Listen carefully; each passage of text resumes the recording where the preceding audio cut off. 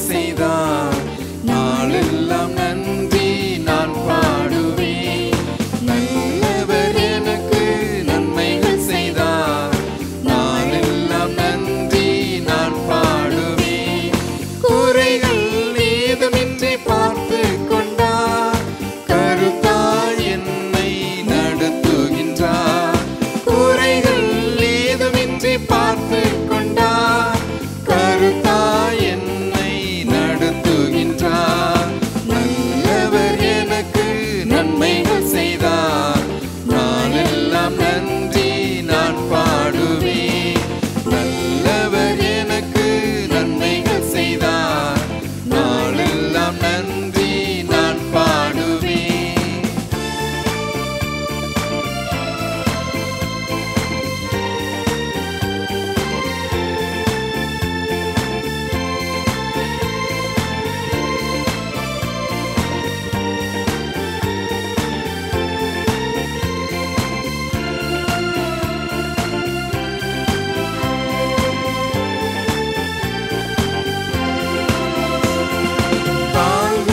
இடராமல் காத்தார். கண்மலை மேல் நிற்க செய்தார். கால்கள் இடராமல் காத்தார். கண்மலை மேல் நிற்க செய்தார். என் கண்ணீரின் பள்ளத்தாக்கனைத்தும் இருட்டாகவே மாற்றி தந்தார். என் கண்ணீரின் பள்ளத்தாக்கனைத்தும் இருட்டாகவே மாற்றி தந்தார். நல்லவர் எனக்கு நன்மைகள் செய்தார். நாளெல்லாம் நன்றி நான் பாடுவேன். நல்லவர் எனக்கு நன்மைகள் செய்தார். நாளெல்லாம் நன்றி நான் பாடுவேன்.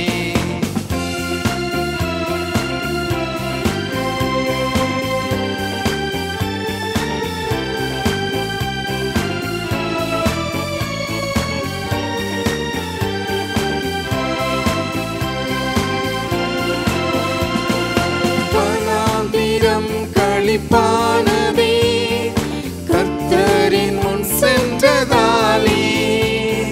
வனாந்திரம் களிப்பானதே கர்த்தரின் முன் சென்றதாலே.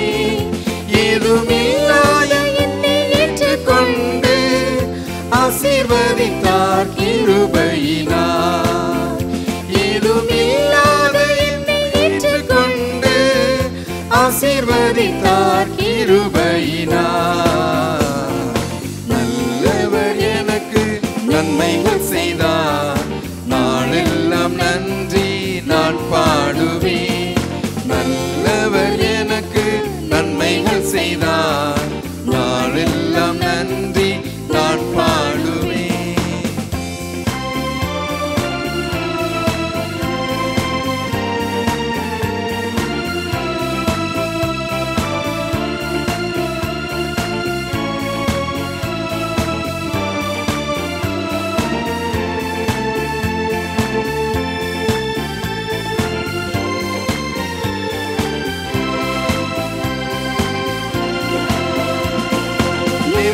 நிர்மூலமாகாமல் காத்தார்.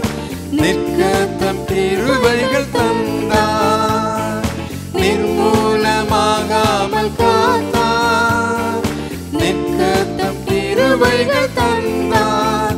என்னை நீதியின் பாதையில் தினமும் கரம் பிடித்து நடத்துகின்றார்.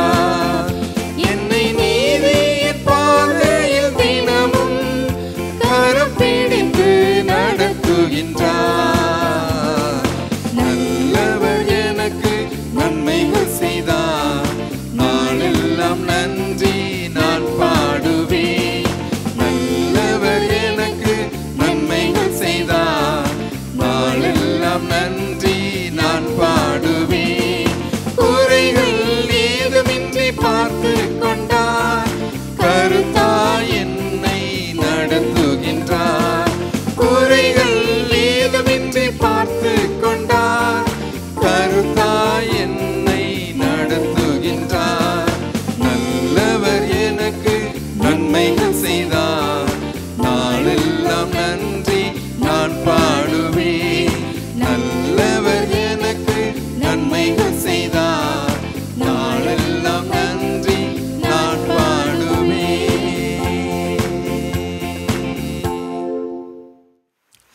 இயேசு கிறிஸ்துவின் இனிய நாமத்திலே உங்கள் அனைவருக்கும் எங்களுடைய அன்பான வாழ்த்துக்கள். வாரந்தோறும் காணொளி காட்சி மூலமாகவும் ஹெவன் டிவி மூலமாகவும் ஞாயிற்றுக்கிழமைகளில் மதியம் 1 மணி முதல் 2 மணி வரை உங்கள் யாவரையும் நாங்கள் சந்திப்பதிலே மிகுந்த மகிழ்ச்சி அடைகிறோம். தேவனாகிய கர்த்தர் உங்கள் அனைவரையும் ஆசீர்வதிப்பாராக. கண்களை மூடி நாம் ஜெபிப்போம். சர்வ வல்லமையுள்ள எங்கள் தேவனாகிய கர்த்தாவே, நன்றியோடு கர்த்தருடைய நாமத்தை மகிமைப்படுத்துகிறோம். இந்த வேளையிலும் கர்த்தருடைய ஆவியானவர் எங்களோடு இடைப்படுகிறீர். உம்முடைய வார்த்தையை எங்களுக்கு நீர் அருளுகிறீர். உம்முடைய வார்த்தைகளை கேட்கிற அருமையான தேவ பிள்ளைகளை கர்த்தர் ஆசீர்வதிக்கும்படி ஜெபிக்கிறேன். உமக்கு மகிமை ஆண்டவரே, நாமத்துக்கு மகிமை உண்டாகட்டும். துதிகன மகிமையெல்லாம் உமக்கு ஏறெடுக்கிறோம். இயேசு கிறிஸ்துவின் மூலமாய் வேண்டிக் கொள்கிறோம் பரிசுத்த பிதாவே, ஆமென். பிலிப்பியர் 2ஆம் அதிகாரம் 16வது வசனம், 2:16. எல்லாவற்றையும் முறுமுறுப்பில்லாமலும் தர்க்கிப்பில்லாமலும் செய்யுங்கள். பிலிப்பி பட்டணத்திலே இருக்கிற தேவனுடைய சபையாருக்கு அப்போஸ்தலனாகிய பவுலை கொண்டு ஆவியானவர் சொல்லக்கூடிய வார்த்தை, எல்லாவற்றையும் முறுமுறுப்பில்லாமலும் தர்க்கிப்பில்லாமலும் செய்யுங்கள் என்று தேவனுடைய ஜனத்துக்கு அவர் இந்த கடிதத்தை எழுதுகிறார். எல்லாவற்றையும் நம்ம செய்யக்கூடிய காரியங்கள் எதுவாக இருந்தாலும், நாம் இன்றைக்கு உலகத்தில் வாழ்ந்து கொண்டு இருக்கிறோம். நம்முடைய வீட்டுக்குள்ளே எவ்வளோ காரியங்கள், வெளியே எவ்வளோ காரியங்கள், சமுதாயத்துக்கு செய்யக்கூடிய காரியங்கள், சபைக்கு நம்ம செய்யக்கூடிய எவ்வளோ காரியங்கள், ஒவ்வொரு நாளிலும் நம்ம ஈடுபடுறோம். எல்லாவற்றையும் எந்த காரியமாக இருந்தாலும், ஆவிக்குரிய காரியமா உலக பிரகாரமான காரியங்களா எதுவாக இருந்தாலும், முறுமுறுப்பில்லாமலும் தர்க்கிப்பில்லாமலும் செய்யுங்கள் என்று சொல்லப்பட்டிருக்கிறது. நம்ம அன்றாடகம் நம்ம வாழ்க்கையில் எவ்வளவோ காரியங்கள் நமக்கு மனதுக்கு சில வருத்தங்கள், பாரங்கள், சஞ்சலங்களை உண்டு பண்ணிடும். நாம் ஒன்றே முறுமுறுப்போம், தர்க்கம் பண்ணுவோம், வாக்குவாதம் பண்ணுவோம். இது சர்வசாதாரணமாக எல்லாரோட வாழ்விலும் வரக்கூடிய ஒன்று. நாம் இதை ஒரு பெரிய பாவமாக நாம் எண்ணுவது கிடையாது. கொலை செய்வது, கொள்ளையடிப்பது எல்லாம் பெரிய பெரிய பாவங்கள் உலகத்தில் இருக்குது. ஆனால் அந்த பெரிய பாவங்களோடு இதை ஒப்பிடும்போது இதெல்லாம் ஒன்றுமே இல்லை. இதெல்லாம் ஒரு பாவம் என்று நம்ம கருதுறது கிடையாது. இது ஒரு சிறு தவறு என்று நம்ம சொல்லுவோம். ஆனாலும் கர்த்தருடைய பிள்ளைகளுடைய வாழ்க்கையில் இவைகள் காணப்படும் போது கர்த்தருடைய பார்வையில் அது அவருக்கு பிரியம் இல்லாத ஒன்று. இன்றைக்கு ஒரு சிறு தவறு அப்படின்னு நமக்கு தோணினாலும் ஆவியானவர் இங்கே அதை குறிப்பிடுகிறார். எல்லாவற்றையும் முறுமுறுப்பில்லாமல், தர்க்கமில்லாமல், வாக்குவாதம் செய்யாமல் நம்ம அதை பொறுமையோடு செய்யணும் என்பது தான் ஆண்டவருடைய ஒரு சித்தம், நோக்கம். ஏனென்றால் முந்தின வசனத்தை நம்ம பார்க்கலாம். 2ஆம் அதிகாரம் 15வது வசனத்தை பார்க்கும் பொழுது, கோணலும் மாறுபாடுமான சந்ததியின் நடுவிலே குற்றமற்றவர்களும் கபடற்றவர்களும் தேவனுடைய மாசற்ற பிள்ளைகளுமாய் இருக்கும்படிக்கு, நாம் வாழ்ந்து கொண்டு இருக்கிற இந்த உலகத்தில் நம்மை சுற்றிலும் இருக்கிற ஜனங்கள், நம்மை சுற்றிலும் இருப்பவர்கள் யார்? தேவனுடைய பிள்ளைகள். இன்றைக்கு அவங்கள சுற்றிலும் தேவனுடைய பிள்ளைகள் தான் இருக்கிறாங்க. தேவனை அறிந்தவர்கள், சத்தியத்தை அறிந்தவர்கள், கர்த்தருடைய வழியில் நடக்கிறவங்க தான் எல்லாரும் என்று சொல்ல முடியாது. கோணலும் மாறுபாடுமான சந்ததிகள் நடுவிலே நம்மை சுற்றிலும் இருக்கிறவங்க மெய்யான தேவனை அறியாதவர்கள், ரட்சிப்பை பெறாதவர்கள், சத்தியத்தை அறியாதவர்கள், சத்திய மார்க்கம் என்றால் என்ன என்றே தெரியாதவர்கள், துன்மார்க்கத்திலே நடக்கிறவங்க, மாறுபாடான பாதைகளை சென்று கொண்டு இருக்கிறவங்க எவ்வளோ பேர் இருக்கிறாங்க. ஆகவே தான் இந்த இடத்துல கோணலும் மாறுபாடுமான சந்ததிகள் நடுவிலே நாம் வாழ்ந்து கொண்டிருக்கிறோம். அவர்கள் நம்மை பார்த்து குற்றப்படுத்தக்கூடாது. ஆகவே குற்றமற்றவர்களாய் மாசற்றவர்களாய் இன்றைக்கு அவங்க மத்தியில் நம்ம காணப்படுறது அது தேவனுக்கு மகிமையாக இருக்கும். நமக்கு ரொம்ப அது அவசியம். அப்போஸ்தலனாகிய பவுல் கொலோசு சபைக்கு எழுதும் போது கூட ஒரு வார்த்தையை பயன்படுத்துவார். கொலோசியர் 4ஆம் அதிகாரம் 5வது வசனத்தில் புறம்பே இருக்கிறவர்களை குறித்து வாசிங்க. புறம்பே இருக்கிறவர்களுக்கு முன்பாக, புறம்பே இருக்கிறவர்களுக்கு முன்பாக ஞானமாய் நடந்து, ரொம்ப ஞானமா நடக்கணும், கவனமா நடக்கணும். நம்மை சுற்றிலும் இருக்கிறவங்க புறம்பே இருக்கிறவர்கள், இன்னும் அவர்கள் இந்த ரட்சிப்பு அதுக்குள்ள வராதவங்க, மெய்யான தெய்வம் யாரென்றே அறியாதவங்க, அவங்க நம்மளை பார்த்து இடரக்கூடாது. ஆகவே புறம்பே இருக்கிறவர்களை குறித்து ஞானமாய் ரொம்ப கவனமாக நம்ம நடக்க வேண்டி இருக்குது. ஏனென்றால் நாம் தேவனை அறிந்தவர்கள், வேத வாக்கியங்கள் தெரியும், சத்தியம் தெரியும். இன்றைக்கு கர்த்தரை அறிந்தவர்கள், நாம் தேவனுடைய ஜனங்கள் என்று சொல்லிக் கொள்கிறோம், விசுவாசிகள், நாம் பரிசுத்தவான்கள் என்றெல்லாம் நம்ம சொல்லுகிறோம், நம்ம நம்புகிறோம். அது உண்மைதான். ஏனென்றால் கர்த்தரே நம்மளை பார்த்து அவர் சொல்லுகிறார், நாம் யார்?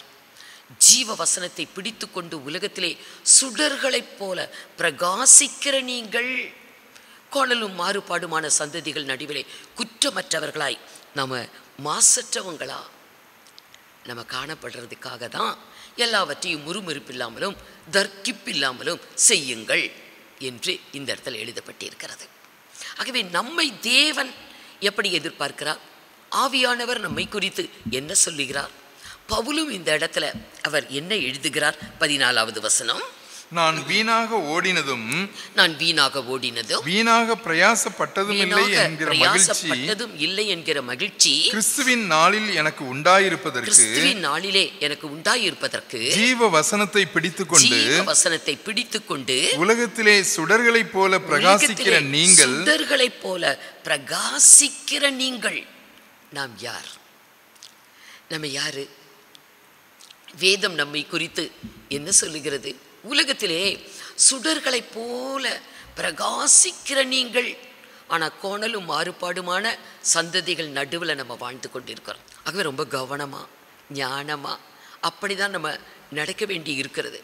ஆகவே நமக்கு இந்த முறுமுறுப்பு, தர்க்கம் பண்ணுறது, வாக்குவாதம் பண்ணுறது, இதெல்லாம் சின்ன சின்ன பாவங்கள் என்று நாம் அதை எண்ணினாலும் அது புறம்பே இருக்கிறவர்களுக்கு முன்பாக அது சாட்சி இல்லாமல் போயிடும். கர்த்தருடைய நாமம் தூஷிக்கப்படுவதற்கு ஏதுவாயிரும். கர்த்தர் விரும்பாத ஒரு காரியம். ஆவியானவர் இதை சுட்டி காண்பிக்கிறார். ஆகவே நாம் ஜீவ வசனத்தை பிடித்து கொண்டு உலகத்திலே சுடர்களைப் போல பிரகாசிக்கிற நீங்கள். தேவனாகிய கர்த்தர் சுடர்களை உண்டாக்கினார். ஆகாய விரிவை உண்டு பண்ணி ஆகாய விரிவிலே பகலை ஆளுவதற்கு ஒரு மகத்தான ஒரு சுடர், பெரிய சுடர் சூரியனை படைத்தார். இரவை ஆளுவதற்கு சந்திரன் என்ற ஒரு சுடரை படைத்தார். இன்னும் ஆகாயத்திலே பலவிதமான நட்சத்திரங்கள், ஒவ்வொரு நட்சத்திரத்துக்கு நட்சத்திரம் விசேஷித்திருக்கிறது என்று எழுதப்பட்டிருக்கிறது. அப்படிப்பட்ட சுடர்களை வானத்தில் அவர் ஆகாய விரிவிலே வைத்தார். சுடர்கள் எல்லாம் மேலே தான் இருக்குது, பூமியில் இல்லை. அவைகள் வெளிச்சம் கொடுக்கிறது. ஆனால் வேதம் சொல்லுகிறது, பூமியிலே வாழ்ந்து கொண்டிருக்கிற தேவனுடைய ஜனங்கள் யாரென்றால், கர்த்தருடைய பிள்ளைகள் யாரென்றால், உலகத்திலே சுடர்களைப் போல பிரகாசிக்கிற நீங்கள் நம்ம தான் சுடர், நம்ம தான் சூரியன், சந்திரன், நட்சத்திரங்கள் என்று சுடர்கள், சுடர்கள் என்று சொல்லப்பட்டு இருக்கிறது. சுடர்களைப் போல பிரகாசிக்கிற நீங்கள். அப்படி நம்ம பிரகாசமாக இருக்கிற நமக்கு ஒரு கருப்பு புள்ளி விழுந்துடக்கூடாது.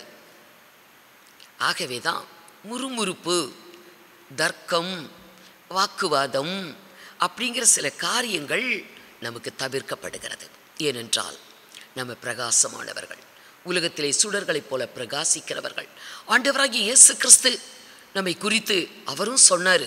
மத்தேயு சுவிசேஷம் 5ஆம் அதிகாரம் 14வது வசனத்தில், உலகத்திற்கு நீங்கள் வெளிச்சமாய் இருக்கிறீர்கள் என்று சொன்னார். வாசிங்க. நீங்கள் உலகத்திற்கு வெளிச்சமாய் இருக்கிறீர்கள். நீங்கள் உலகத்திற்கு வெளிச்சமாய் இருக்கிறீர்கள். நம்ம உலகத்துக்கே வெளிச்சம். நம்ம தான் சுடர். சூரியன், சந்திரன் போன்ற சுடர்களைப் போல நம்ம உலகத்திற்கு ஒரு வெளிச்சத்தை கொடுக்கக்கூடிய ஒரு சுடர்கள், சுடர்களைப் போல பிரகாசிக்கிற நீங்கள். அப்போஸ்தலனாகிய பவுல் 1 தெசலோனிக்கேயர் 5ஆம் அதிகாரம் 5வது வசனத்தில் அவர் சபைக்கு எழுதுவார். நம்ம யார்? வெளிச்சத்தின் பிள்ளைகளும் பகலின் பிள்ளைகளுமாய் இருக்கிறோம். இரவுக்கும் இருளுக்கும் நாம் உள்ளானவர்கள் அல்லவே என்பார். வாசிங்க. நீங்கள் எல்லாரும் வெளிச்சத்தின் பிள்ளைகளும் பகலின் பிள்ளைகளுமாய் இருக்கிறீர்கள். நம்ம எல்லாம் வெளிச்சத்தின் பிள்ளைகள், பகலின் பிள்ளைகள், ஒளியானவர்கள், வெளிச்சமானவர்கள். நமக்குள்ள இருள் இல்லை, இரவு இல்லை. ஆகவே நம்ம அந்த இருளுக்கு இடம் கொடுக்கக்கூடாது. முறுமுறுப்பு, தர்க்கம், வாக்குவாதம் என்பதெல்லாம் ஒரு இருள். ஆகவே எல்லாவற்றையும் நீங்கள் முறுமுறுப்பில்லாமலும் தர்க்கமில்லாமலும் செய்யுங்கள் என்று வேதம் நமக்கு கட்டளையிடுகிறது. ஆனால் வேதத்தை நம்ம ஆராய்ஞ்சு பார்க்கும் பொழுது தேவனுடைய ஜனங்கள், இஸ்ரவேல் ஜனங்கள், அவர்கள் முறுமுறுத்து கொண்டே தான் இருந்தாங்க. அதனால் என்ன நடந்தது, அவங்களுடைய நிலைமை எப்படி மாறினது என்று வேதத்தில் நம்ம பார்க்கலாம். அப்படி தான் நமக்கு நேரிடும். ஆகவே அவர்களைப் போல நீங்களும் முறுமுறுக்காதிருங்கள் என்று 1 கொரிந்தியர் 10ஆம் அதிகாரம் 10ஆம் வசனத்தில் சொல்லப்பட்டிருக்கிறது. அவர்களில் அநேகர் முறுமுறுத்து சங்காரக்காரனாலே அழிக்கப்பட்டது போல நீங்களும் முறுமுறுக்காதிருங்கள் என்று நமக்கு ஒரு எச்சரிப்பு கொடுக்கப்பட்டிருக்கிறது. யாத்ராகமம் 16ஆம் அதிகாரம் 2வது வசனத்தில் இருந்து 4 வரைக்கும் வாசிங்க. அந்த வனாந்திரத்திலே இஸ்ரவேல் புத்திரராகிய சபையார் எல்லாரும் மோசேக்கும் ஆரோனுக்கும் விரோதமாக முறுமுறுத்து நாங்கள் இறைச்சி பாத்திரங்கள் அண்டையிலேயே உட்கார்ந்து அப்பத்தை திருப்தியாக சாப்பிட்ட எகிப்து தேசத்திலே கர்த்தரின் கையால் செத்து போனோமானால் தாவிலை இந்த கூட்டம் முழுவதையும் பட்டினியால் கொல்லும்படி நீங்கள் எங்களை புறப்பட பண்ணி இந்த வனாந்திரத்திலே அழைத்து வந்தீர்களே என்று அவர்களிடத்தில் சொன்னார்கள். எகிப்திலிருந்து அங்கே இருக்கும்போதும் முறுமுறுத்திட்டு முறையிட்டு கொண்டிருந்தார்கள். கர்த்தர் தம்முடைய பலத்த கரத்தினாலே, ஓங்கிய புயத்தினாலே 10 விதமான அற்புதங்கள், அது எகிப்தியருக்கு வாதைகள், அவர்களை விடுவித்தார். வனாந்திர மார்க்கமாக பாலும் தேனும் ஓடக்கூடிய கானான் தேசத்திற்கு மோசேயை கொண்டு கர்த்தர் வழிநடத்தி கொண்டு வருகிறார். இவர்கள் சிந்தையினாலே, எண்ணங்களினாலே அவங்க பின்னிட்டு எகிப்துக்கே தான் போனாங்க. வனாந்திரத்தில் ஒன்றுமே இருக்காது, காய்ந்து போன பூமி. தங்களை நடத்தி கொண்டு வந்த மோசேயுக்கு விரோதமாக, ஆரோனுக்கு விரோதமாக அவங்க முறுமுறுக்கிறாங்க. என்ன முறுமுறுக்கிறாங்க? எகிப்திலேயே இருந்திருக்கலாம், அங்கேயே கூட செத்திருக்கலாம். ஆனால் பாலும் தேனும் ஓடக்கூடிய கானான் தேசத்திற்கு உங்களை அழைத்து போகிறோம், கர்த்தர் உங்களை அழைத்து செல்லுகிறார் என்று சொல்லி நம்ம கூட்டிகிட்டு வந்தாங்க. சாப்பாடு இல்லை.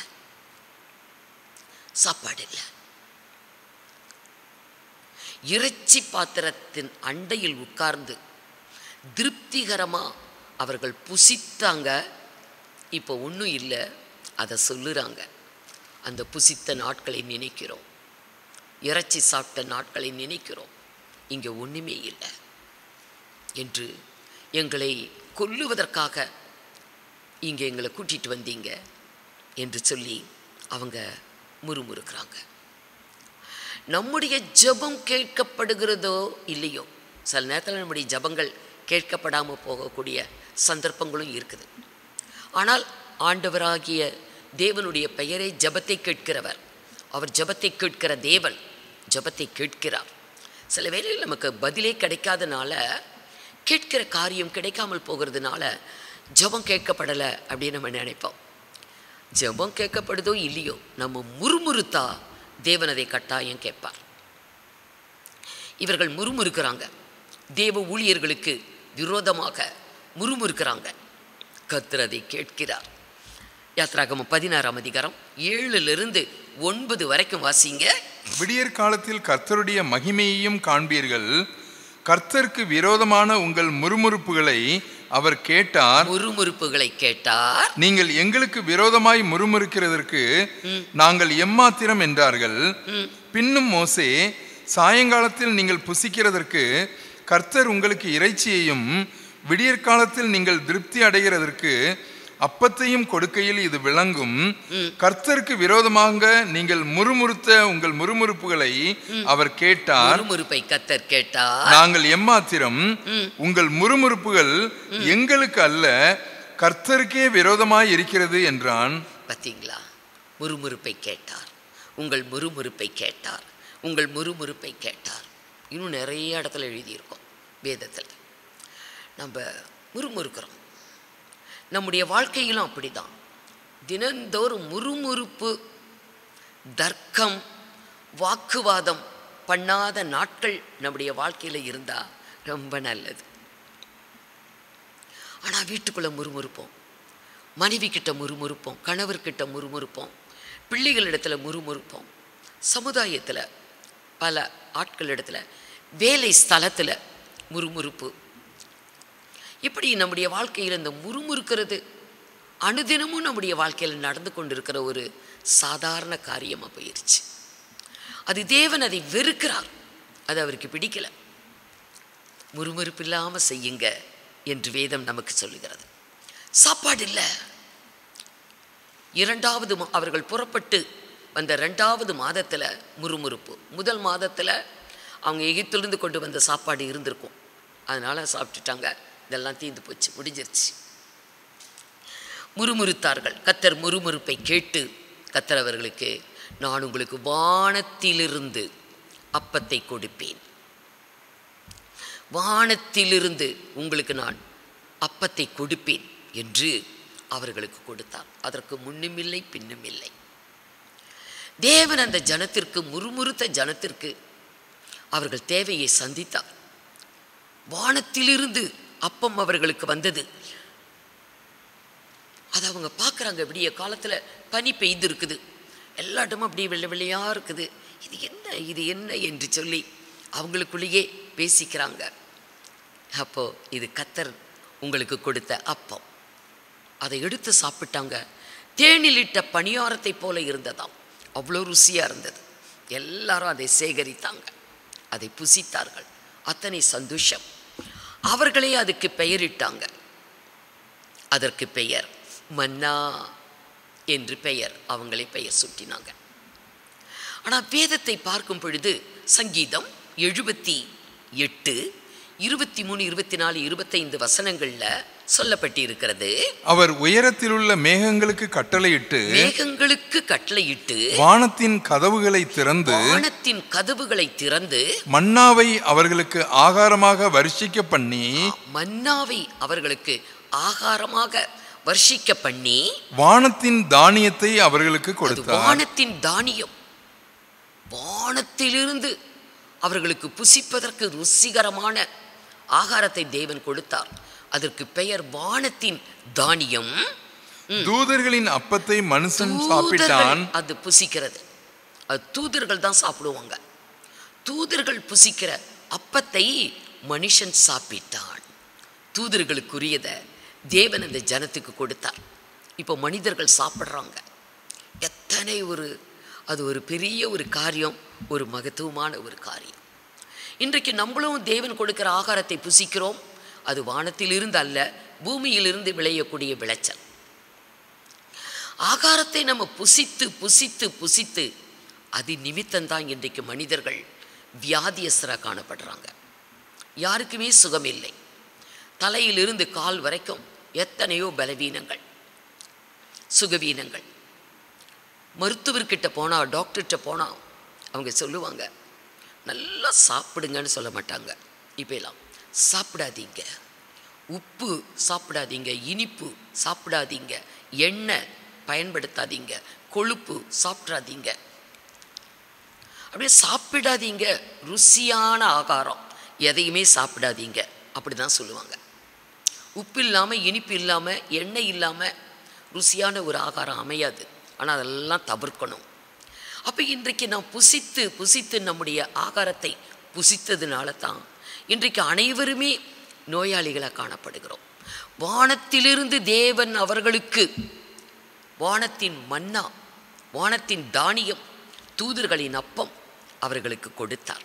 அதை புசித்தாங்க. அவங்களுக்கு இருந்த ஆரோக்கியம், அவர்கள் அவ்வளவு ஆரோக்கியமாக இருந்திருக்கிறாங்க.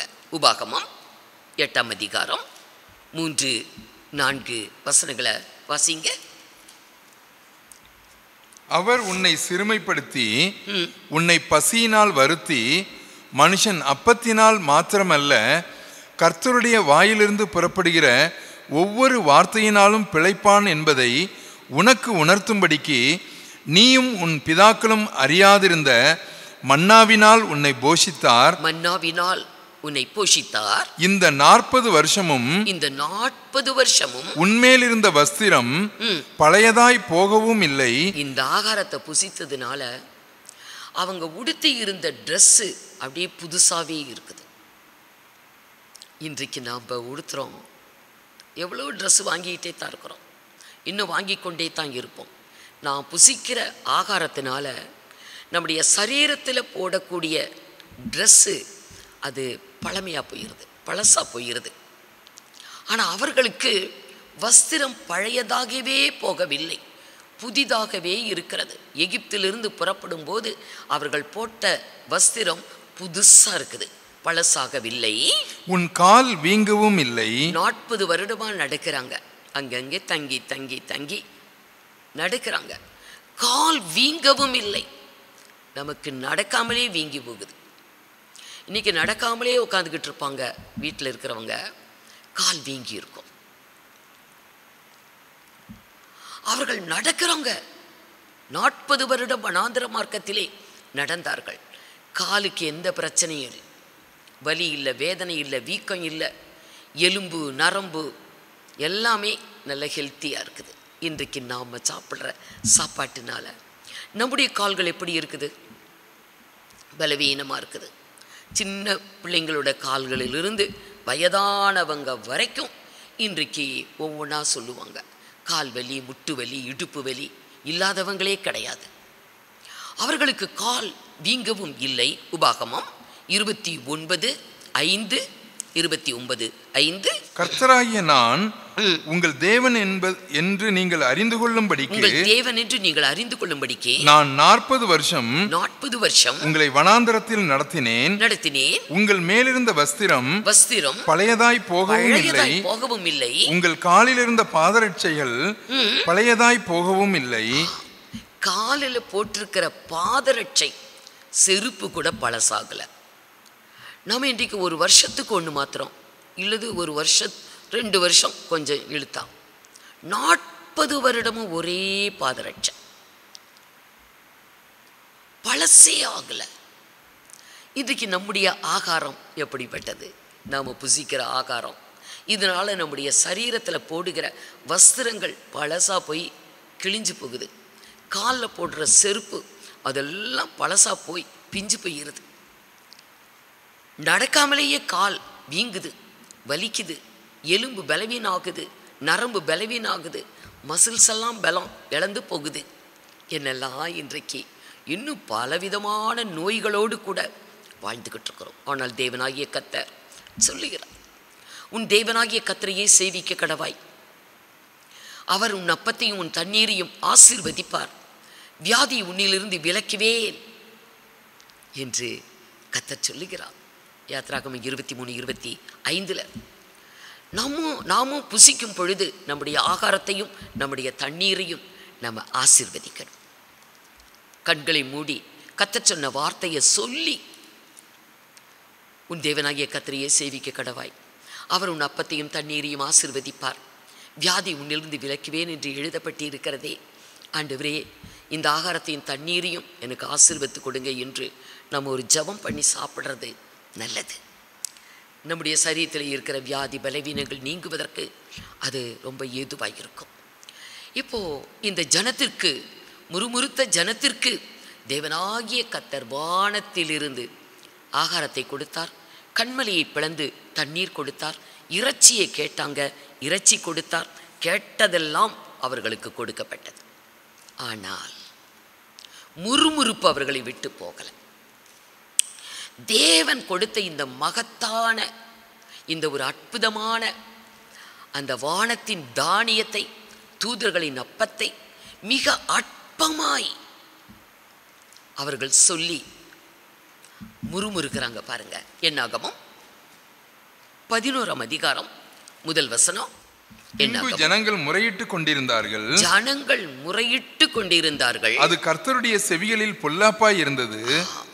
முறையிடுகிறது, முறுமுறுக்கிறது, முறையிடுகிறது எல்லாம் ஓரளவுக்கு உண்டு தான்.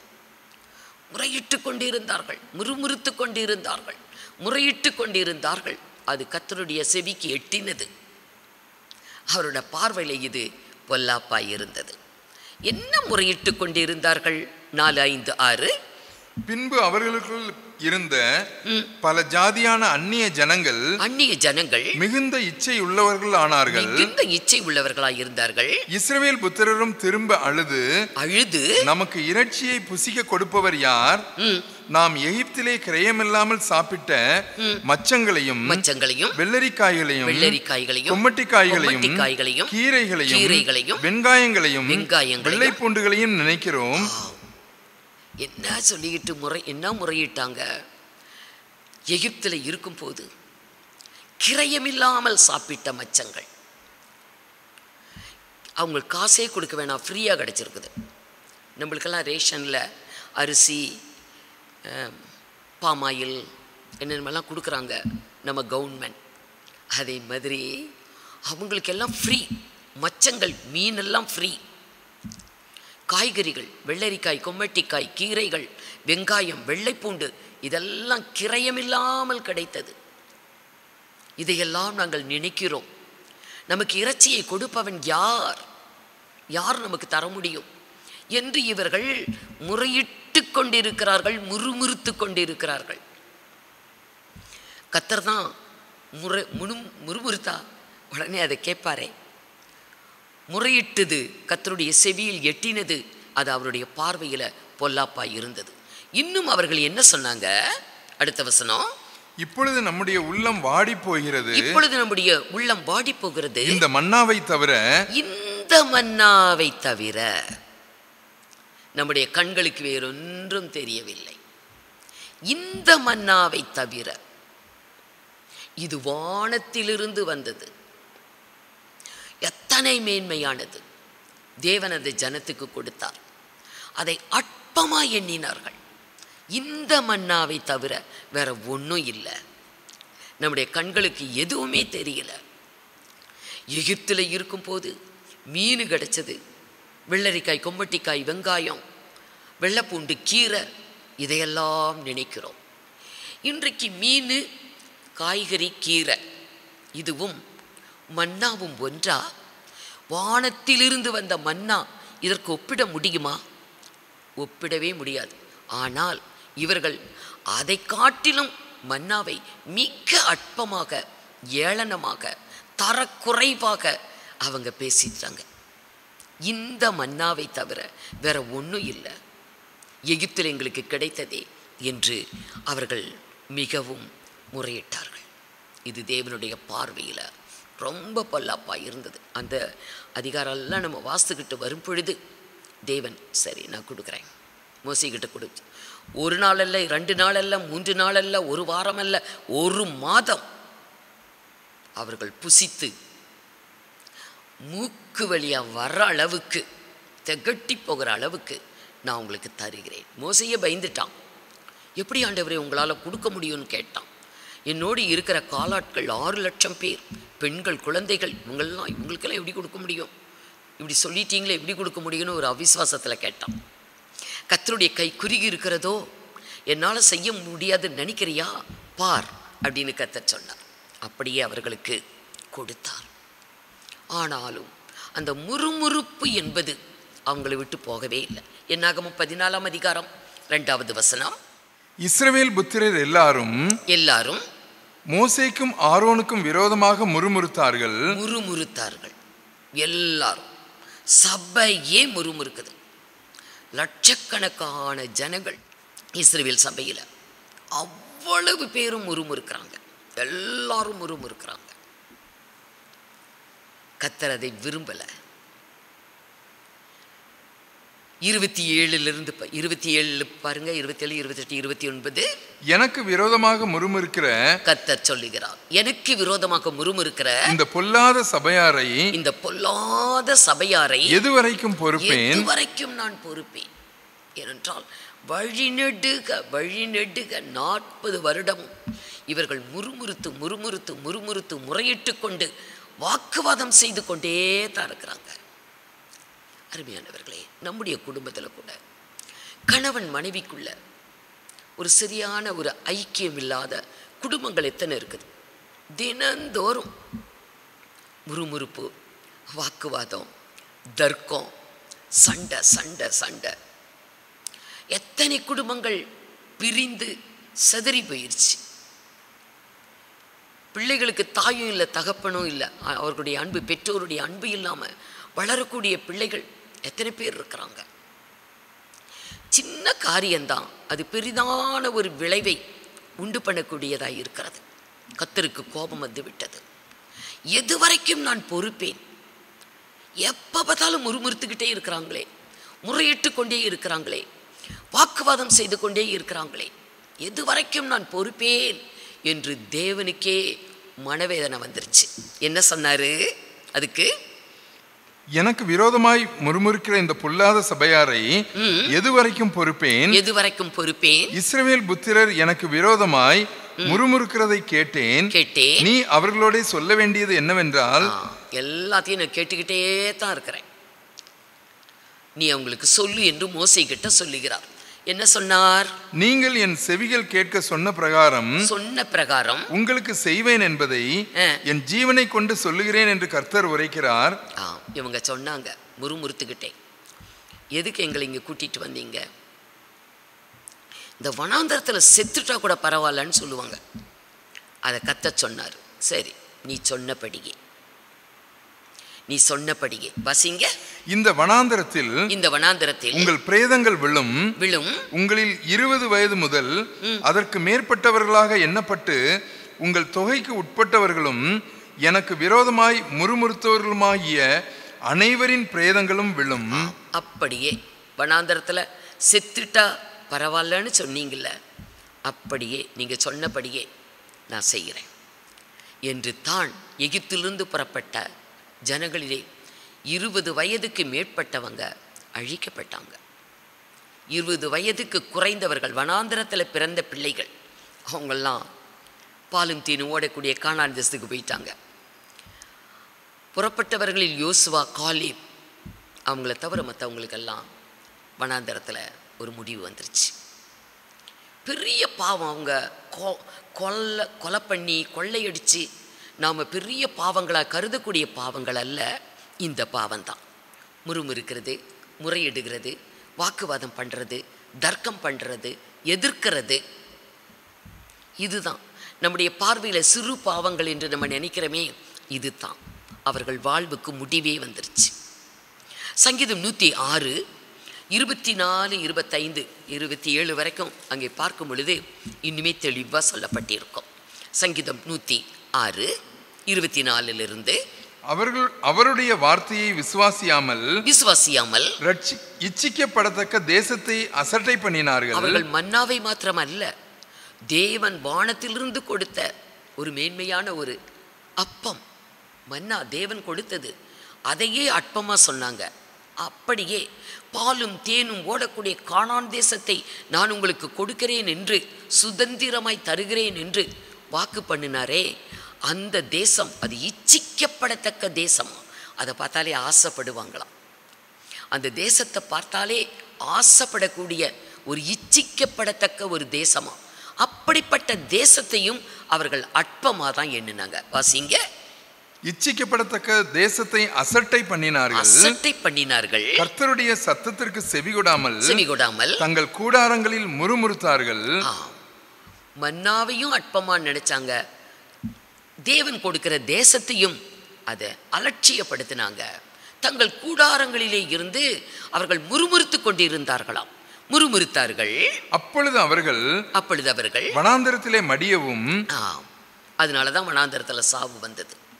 வனாந்தரத்திலே மடியவும், அவர்கள் சந்ததி ஜாதிகளுக்குள்ளே அழியவும், அவர்கள் பற்பல தேசங்களிலே சிதறடிக்கப்பட்டு போகவும் அவர்களுக்கு விரோதமாக தம்முடைய கையை எடுத்தார்.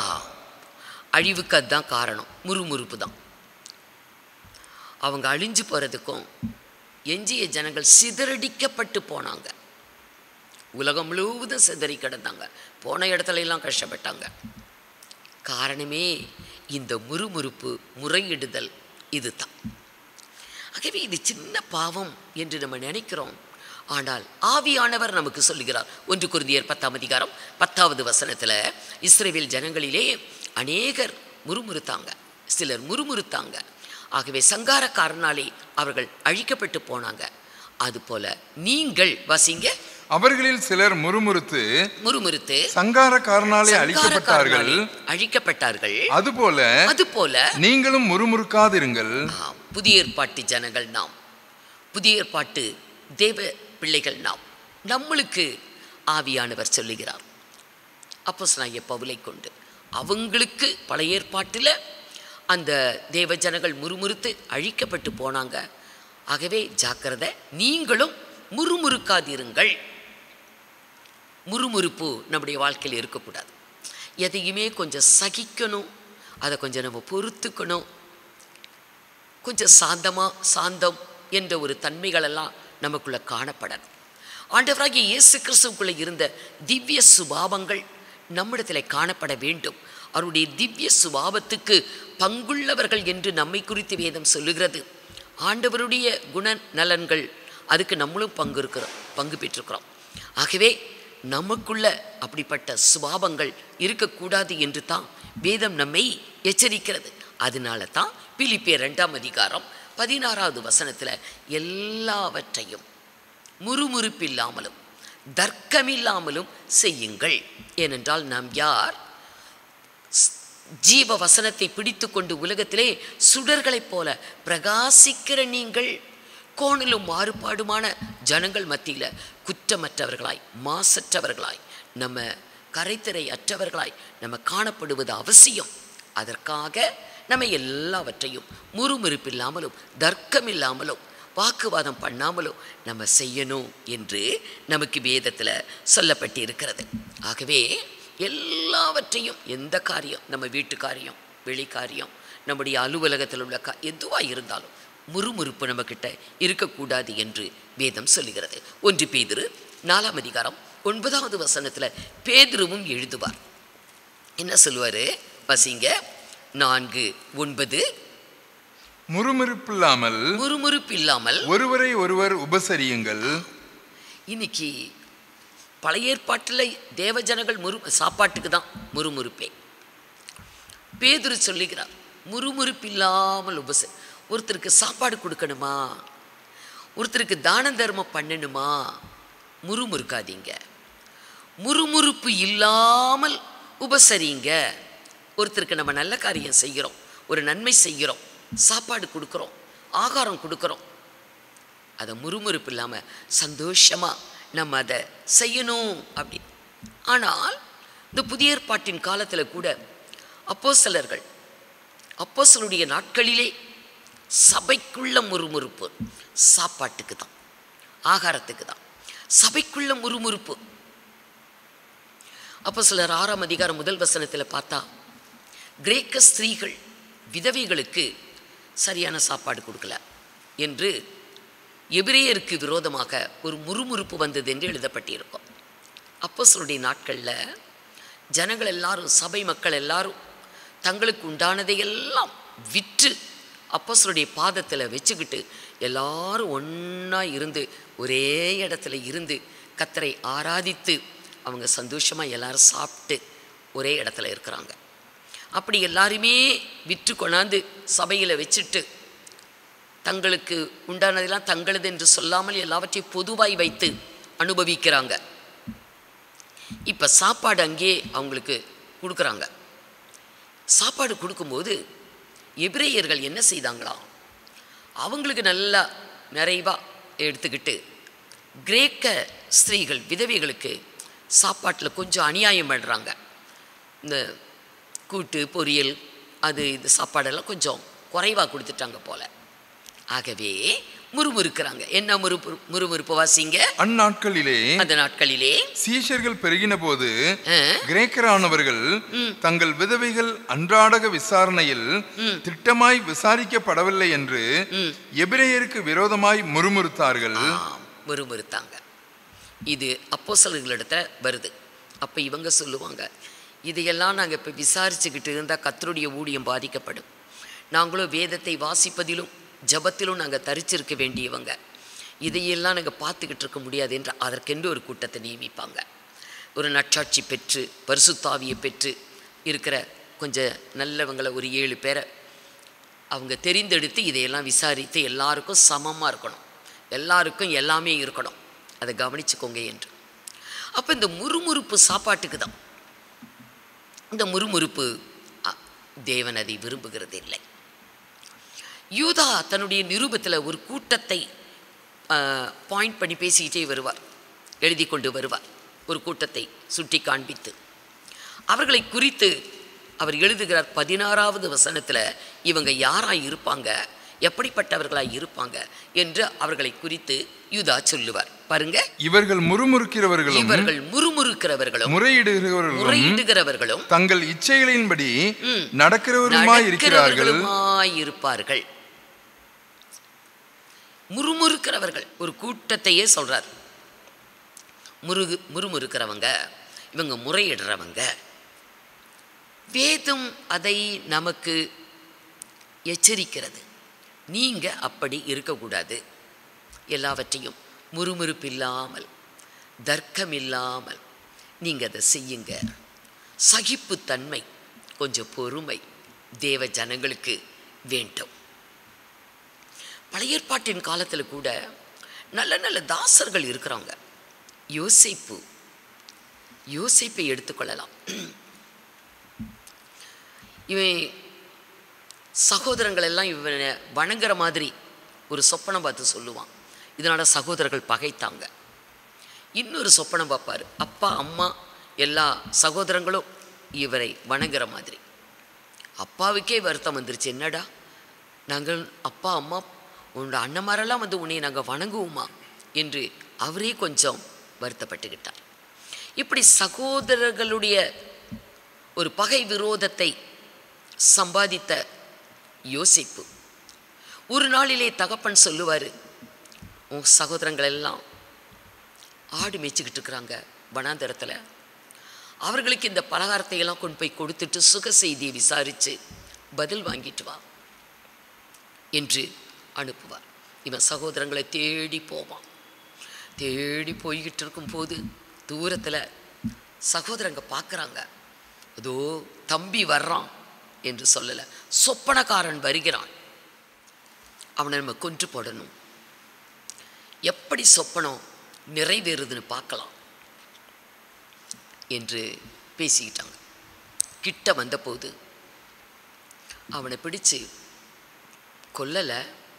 ஏன்னா மூத்த அண்ணன் சொல்லுவான், ஏன் அவனை கொன்று வீணா ரத்த வழியை நம்ம சம்பாதிப்பானே, அந்த குழிக்குள்ள தூக்கி போட்டுடலாம் என்று தண்ணீர் இல்லாத குழியில் தூக்கி போட்டுருவாங்க. அன்பாக சகோதரங்களை விசாரிக்க வந்த இடத்துல அவனுக்கு நேர்ந்த ஒரு கதி. நாம இருந்தா நம்முடைய உடன்பிறப்புகள் நமக்கு இப்படிப்பட்டதான ஒரு துரோகத்தை, ஒரு வஞ்சகத்தை, நமக்கு எதிரான ஒரு தீமையை, ஒரு தீங்கை செய்தா நாம் பேசாமல் இருப்போமா? அந்த இடத்துல நம்மை வைத்து பார்த்தால் எத்தனை முறையிடுதல், எத்தனை முறுமுறுப்பு, எத்தனை கோபம், எரிச்சல், எப்படியெல்லாம் இருக்கும் நமக்கு. அவன் வாயே திறக்கலை. வேதத்தில் அவன் வாயை திறந்து முறையிட்டான், முறுமுறுத்தான். கர்த்தரிடத்தில் ஏன் என்று கேட்டான். அப்படியெல்லாம் ஒன்றுமே கிடையாது. அந்த குழியிலிருந்து இஸ்மவேலர் இடத்துல விற்கப்பட்டு எகிப்துக்கு போய் சேர்றான். போத்திபார் வீட்டில் அவனுக்கு வேலை கிடைக்குது. அநியாயமாய் குற்றம் சாட்டப்பட்டு சிறையில் அடைக்கப்படுகிறான்.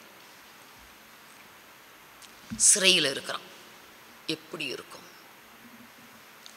இவனுடைய வாழ்க்கையில் வந்த துயரம், அவனுக்கு நேரிட்ட பாடுகள், கட்டாயம் முறுமுறுக்க தோணும், முறையிட தோணும். கர்த்தரை விட்டு விலகி போகக்கூடிய சூழ்நிலைகள் நேரிடும். ஆனால் அவன் பொறுமையாயிருந்தான். பாருங்க, 39 23 வாசித்தா, கர்த்தர் அவனோட இருந்தபடியினாலும்.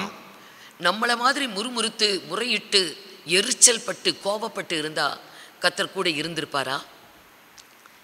அன்றைக்கு முறுமுறுத்த ஜனங்களை விட்டு விலகி உங்களை அழிப்பேன்னு சொன்னார். ஆனால் இவன் அப்படி பொறுமையா சகித்து கொண்டு பொறுமையா இருந்தான். கர்த்தர் கூட இருந்தார். கர்த்தர் இவனோடு கூட இருந்தார்.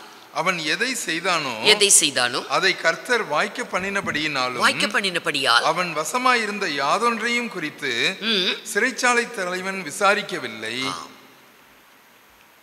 விசாரிக்கல. கர்த்தர் கூட இருக்கிறார். அத்தனை துன்பங்கள், அவமானம், நிந்தைகளை அனுபவித்தான் வாலிப வயதில். ஒரு நாள் வந்தது, கர்த்தர் அவனுக்கு ஒரு விடுதலை கொடுக்கிறார், உயர்வை கொடுக்கிறார். பார்வோன் பார்த்த கனவு, அதுக்கு அர்த்தத்தை சொல்ல யாரும் இல்லை. இவனை தான் வரவழைக்கிறாங்க. இவன் அதனுடைய அர்த்தத்தை சொல்லுறான். அன்றைக்கே அவனுக்கு ஒரு பெரிய உயர்வு கிடைக்குது. 41ஆம் அதிகாரம் ஆதியாகமம் 41 44 வரைக்கும் வாசிக்கும் பொழுது, 7 வருடம் செழிப்பான காலங்கள், 7 வருடம் பஞ்ச காலம். அந்த 7 வருட உலகமே பஞ்சம். ஆனால் சரியான விளைச்சல் 7 வருஷம் இருக்கும். அதில் தானியத்தை சேகரித்து வைத்தால் நமக்கும் உலகத்துக்கும் எல்லாத்துக்குமே கொடுக்க வசதி என்று அந்த சொப்பனத்தினுடைய அர்த்தத்தை அவன் சொல்லும் போது, பார்வோன் ஒன்றை தவிர ஞானமாக இந்த மாதிரி சேர்க்கறதுக்கு யார்? உன்னை அதிகாரியாக்குறேன். எகிப்து தேசமெங்கும் முழுமைக்கும் நீதான் அதிகாரி என்று பார்வோன் ராஜா கையில் போட்டிருந்த முத்திரை மோதிரத்தை கலற்றி யோசிப்பு கையில் மாட்டினார்.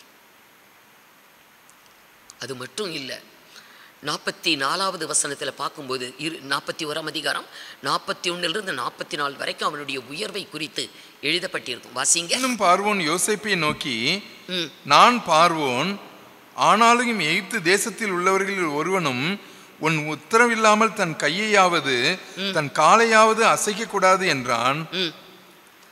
பார்வோன் சொன்னான், உன்னுடைய உத்தரவு இல்லாமல் எகிப்தில் யாருமே கைய காலை கூட அசைக்க கூடாது. அத்தனை பெரிய ஒரு அதிகாரத்தை கொடுத்தார் யோசேப்புக்கு. இப்போ உலகமெல்லாம் பஞ்சம், செழிப்பான காலம் முடிந்தது, தானியங்கள் சேகரித்து வைக்கப்பட்டது, பஞ்சகாலம் வந்தது. இவனுடைய சகோதரங்க தகப்பன்லாம் இருக்கிறாங்க, அங்கேயும் பஞ்சம். பஞ்சம், எகிப்தில் தானியம் கொடுக்கப்படுகிறது என்று கேள்விப்பட்டு சாக்குகளை எல்லாம் தூக்கிக்கிட்டு சகோதரங்க புறப்பட்டு வராங்க. வந்து அவனை என்ன செய்தார்களாம்? 43ஆம் அதிகாரம், ஆதியாகமம் 43ஆம் அதிகாரம் 26 வாசிங்க. 26. யோசேப்பு வீட்டுக்கு வந்தபோது யோசேப்பு வீட்டுக்கு வந்தபோது அவர்கள் தங்கள் கைகளில் இருந்த காணிக்கையை, சகோதரர்கள் தானியம் வாங்க வந்த அவனுடைய சொந்த உடன்பிறப்புகள் காணிக்கைகளை வீட்டுக்குள் அவனிடத்தில் கொண்டு போய் வைத்து தரை மட்டும் குனிந்து அவனை வணங்கினார்கள். என்ன ஒரு சந்தோஷம்! இந்த வணங்கக்கூடியது அதுதான் உங்களுக்கு எரிச்சலை உண்டாக்கினது அந்த சொப்பனத்துல. இது எப்படி இந்த சொப்பனம் நடக்குது, நிறைவேறுது பார்க்கலாம் என்றுதான் குழியில தூக்கி போட்டாங்க. நடந்தது. தேவன் உயர்த்தினார் அந்த சொப்பனத்தின்படி. அது தேவனுடைய வார்த்தை. அந்த சொப்பனம் அப்படியே உடன்பிறப்புகள் வந்து அவனிடத்துல பணிந்து கொள்ளுக. அடுத்த வசனம், பணிந்தார்கள், குனிந்து பணிந்தார்கள். அப்பொழுது அவன் அவர்கள் சுக செய்தியை விசாரித்து நீங்கள் சொன்ன முதிர் வயதான உங்கள் தகப்பன் சுகமாய் இருக்கிறாரா, அவர் இன்னும் உயிரோடு இருக்கிறாரா என்று அவர்களிடத்தில் விசாரித்தான். அதற்கு அவர்கள் எங்கள் தகப்பனாகிய உமது அடியான் சுகமாய் இருக்கிறார், இன்னும் உயிரோடு இருக்கிறார் என்று சொல்லி குனிந்து வணங்கினார்கள். திரும்ப திரும்ப குனிஞ்சு வணங்குறாங்க. அந்த சொப்பனம் நிறைவேறினது. யோசேப்பு இவ்வளவு துன்பத்தின் மத்தியிலும் கூட முறுமுறுப்பு முறையிடல. தன்னை உடன் பிறந்த சகோதரன் என்று வெளிப்படுத்துவான். நாம இருந்தா கூட பார்த்த உடனே என்ன பண்ணுவோம், வெட்டலாமா குத்துலாமான்னு இருப்போம். ஆனா தன்னை வெளிப்படுத்தும் போது அழுவதற்கு ஒரு இடத்தை தேடி போவான். பாருங்க, அந்த முறுமுறுப்பு முறையிடுதல் ஒரு மனிதனுடைய வாழ்க்கையில இல்லைன்னா அவனுக்கு உயர்வு தான், மேன்மை தான், ஆசீர்வாதம் தான். யோபு பக்தனை எடுத்துக்கொள்ளலாம். ஒரே நாளிலே ஒருத்தன் ஓடி வந்து சொல்லுவான். யோபு புஸ்தகத்துல 1ஆம் அதிகாரம் 14-15 எருதுகள் உழுது கொண்டிருக்கும் பொழுது கழுதைகள் அங்கே நின்று கொண்டு இருந்தது. சபையர் வந்து எல்லாத்தையும் ஓட்டிட்டு போயிட்டாங்க. வேலையாட்களை வெட்டி போட்டுட்டாங்க, கொன்று போட்டுட்டாங்க. நான் மட்டுமே தப்பினேன் என்று வந்து யோபு கிட்ட சொல்லுவான். அப்படி அவன் சொல்லிக்கொண்டு இருக்கும் போதே இன்னொருத்தன் ஓடி வருவான். ஆடுகள் மேய்ந்து கொண்டிருந்தது. 1:16 வசிங்க. யோபு ஆடுகள் பேசிக் கொண்டிருக்கையில் வேறொருவன் வந்து வானத்திலிருந்து தேவனுடைய அக்கினி விழுந்து ஆடுகளையும் வேலையாட்களையும் போட்டது, எல்லாம் போயிடுச்சு. அப்படி அவன் சொல்லி முடிக்கும் போது 17வது வசனத்துல ஒட்டகங்களும் வேலையாட்களும் எல்லாம் அவங்களும் அழிஞ்சிட்டாங்க. அப்படியே இவன் பேசிக்கொண்டிருக்கும் பொழுது இன்னொரு ஆள் வருவான். உங்க பிள்ளைகள் எல்லாம் ஓரிடத்துல கூடி விருந்து புசித்து கொண்டு இருந்தாங்க. எல்லாம் ஒரு பலத்த ஒரு காற்றடித்து வீடு இடிஞ்சு பிள்ளைகள் எல்லாம் செத்து போயிட்டாங்க. எப்படி கத்தி கதறி அழக்கூடிய ஒரு சூழ்நிலை. நம்முடைய வாழ்க்கையில ஒரு துன்பம் வரும்போது ஆண்டவர்கிட்ட தான் முறுமுறுப்போம், அவர்கிட்ட தான் முறையிடுவோம், அவர்கிட்ட தான் எதிர்ப்போம், அவர்கிட்ட தான் வாக்குவாதம் பண்ணுவோம், சண்டை போடுவோம், என்னெல்லாம் பண்றோம். முதல்ல இப்படி ஒரே நாளில் அத்தனையும் அழிந்தது அவனை விட்டு.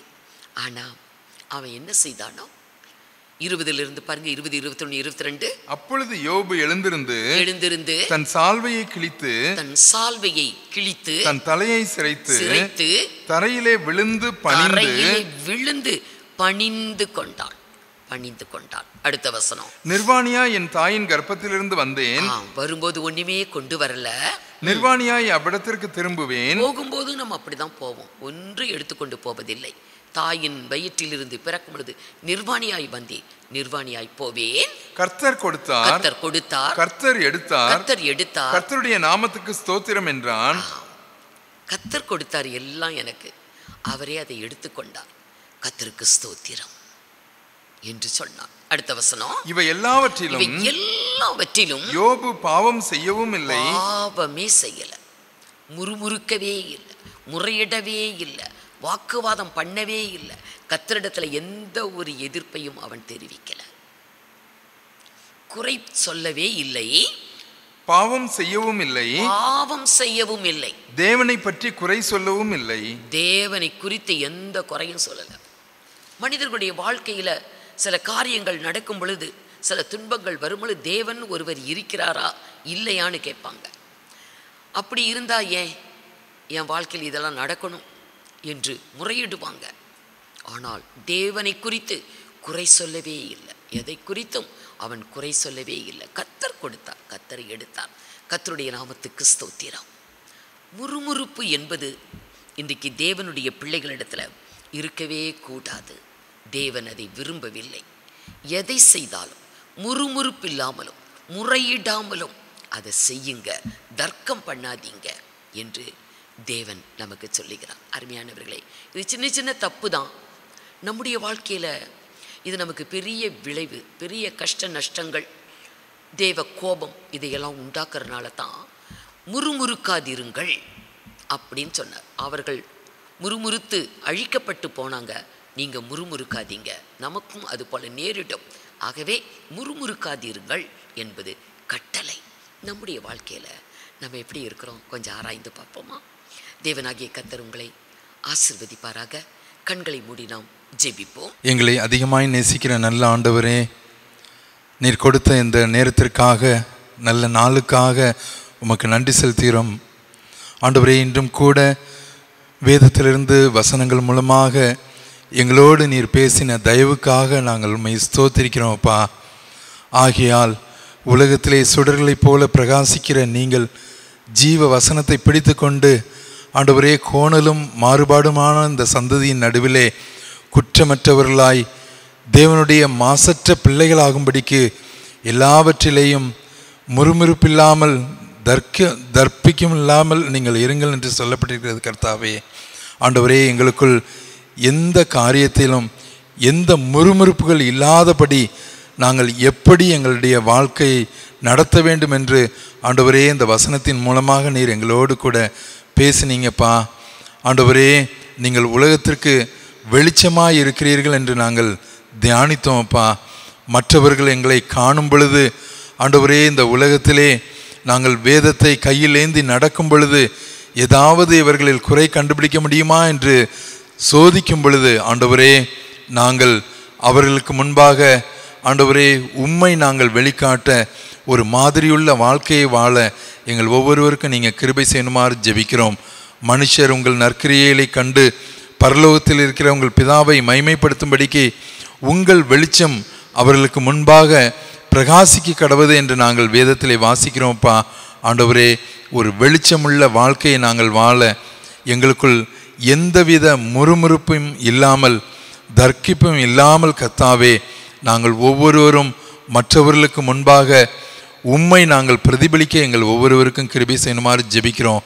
ஆண்டவரே, வேதத்திலே அநேக பக்தருடைய வாழ்க்கையை நாங்கள் தியானித்தோம்ப்பா. யோசேப்பை குறித்து பார்த்தோம்.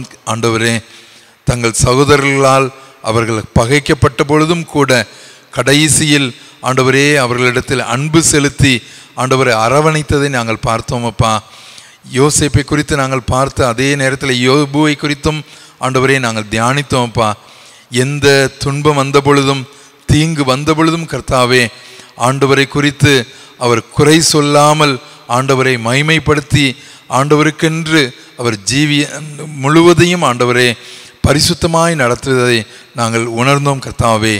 இந்த நாளிலும் கூட கர்த்தாவே, இந்த தியானித்த வசனங்கள் மூலமாக எங்களோடு நீங்கள் பேசுனீங்க ஆண்டவரே. எங்களுடைய வாழ்க்கை ஓட்டத்திலே ஆண்டவரே நாங்கள் வெளிச்சத்தின் பிள்ளைகளாயிருந்து ஒவ்வொரு நாளும் உம்மை மகிமைப்படுத்த உம்முடைய நாமம் தூஷிக்கப்படாதபடிக்கு எங்கள் வாழ்க்கையிலே முறுமுறுப்போ தர்க்கிப்போ வாதிடவோ எதுவும் இல்லாமல் ஆண்டவரே அமைதியாக மற்றவர்களுக்கு எங்களை ஒரு நல்ல சாட்சியாக அவர்களுக்கு நாங்கள் வெளிப்படுத்த எங்கள் ஒவ்வொருவருக்கும் உதவி செய்யும் ஆண்டவரே. ஒவ்வொரு நாளும் எங்களை நீர் கரம் பிடித்து நடத்தும். மீட்பர் இயேசுவின் மூலம் ஜெபிக்கிறோம் நல்ல பிதாவே, ஆமேன். என் ஆத்துமாவே கர்த்தரை ஸ்தோத்திரி, என் முழு உள்ளமே அவருடைய பரிசுத்த நாமத்தை ஸ்தோத்திரி. என் ஆத்துமாவே கர்த்தரை ஸ்தோத்திரி, அவர் செய்த சகல உபகாரங்களையும் மறவாதே. ஆமேன். Praise the Lord.